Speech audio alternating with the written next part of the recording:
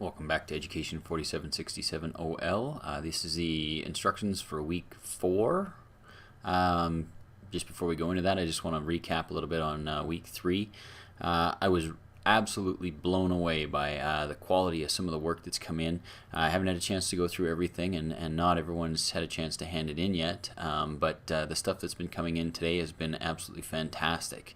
I think most of you have really gone above and beyond as far as what was expected and what I had anticipated being able to take a look at. So I'm looking forward to going through the rest of those assignments and actually sharing those back with the class. So hopefully you'll all have a chance to go through the assignments that get posted to the discussion forums as well.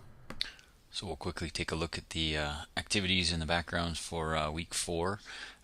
This is pretty much a work week. A lot of what we've going to be working on was handed out last week. Now I know that most of you haven't had a chance to get too far into your assignment 3 because you were frantically working on assignment 2, but some of you have managed to get a start on that, and hopefully you'll be able to work on that a little bit over the weekend. Anyway, we're going to continue working on the assignment 3 in your groups. I haven't received too many emails about it. Checked the discussion forums this morning, and things seem to be starting to roll along a bit. People had created some of their group areas and we're starting to meet. I'll keep an eye on that over the weekend, and hopefully people will start to get together and at least meet to figure out what each person in their group is going to work on. I've got some links back to the assignments. I want to speak really quickly to the assignment activity. I have received a few emails just for some clarification. The groups are laid out, so each group has 4 people. And the assignment requires you to complete 1 tool from each of the categories.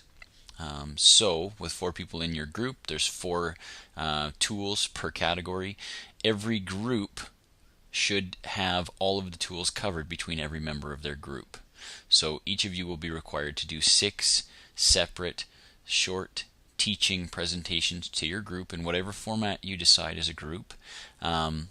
Basically, it's designed so that you can give everyone in your group an outline or an overview of not only the tool technically and what it's able to do, but talk a little bit about where you see this fitting into education in your classroom and potentially into their classrooms. Really what it's designed to do is, rather than each of you having to look at all of these tools, I'm hoping that by each of you doing a few of them, you're all going to benefit from everyone else's experience. And you're going to grade the rest of your group members on the information that they give you, and so it's a peer evaluation type of activity. So I did receive an email. There were some concerns about group participation.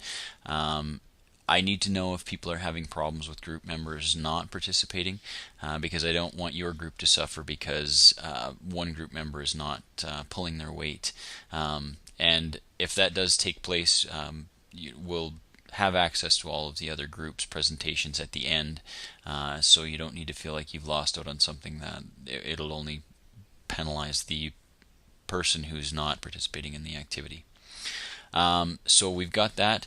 There are still people posting updates to the grading rubric for assignment 3, and so I don't want to close that off until probably Monday sometime. I want everybody to get a chance to provide their feedback, and then again I'll go through and kind of summarize what the group has come up with for a grading rubric for assignment 3. And the last time I looked at the rubric, it looked like there were a couple of really good ideas, and it was just a matter of discussion on how grades should be awarded based on the categories that everyone had decided on at that point. But hopefully you'll all get a chance. I know there were a few people that didn't get a chance to provide their input on the rubric for assignment 2, and I'd really like for everyone to get a chance to participate in that activity for assignment 3. Again, I've relinked the discussion forum for assignment 3. For those of you who haven't gone in there and looked, each group has their own area in the discussion forum, and you won't be able to see other groups' information in there. That's just strictly so that you've got an area that you can work in, that you don't have to worry about other people being a part of, and it's try to avoid some of the confusion. Now you'll see that when I log in as a student, I don't have an area in there, so I can't even show that to you.